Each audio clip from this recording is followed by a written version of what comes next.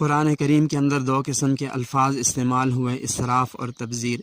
इसराफ़ का मतलब ये है कि जहाँ शरीयत ने माल ख़र्च करने की इजाज़त दी है वहाँ ज़रूरत से ज़ायद आदमी ख़र्च करे।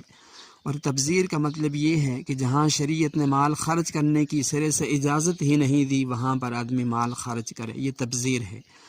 मसलन शादी ब्याह के मौके पर जितनी भी फजूल रस्में हैं, नाच गाने बाजे पर माल ख़र्च करना, ये सब तब्ज़ीर के अंदर दाखिल है।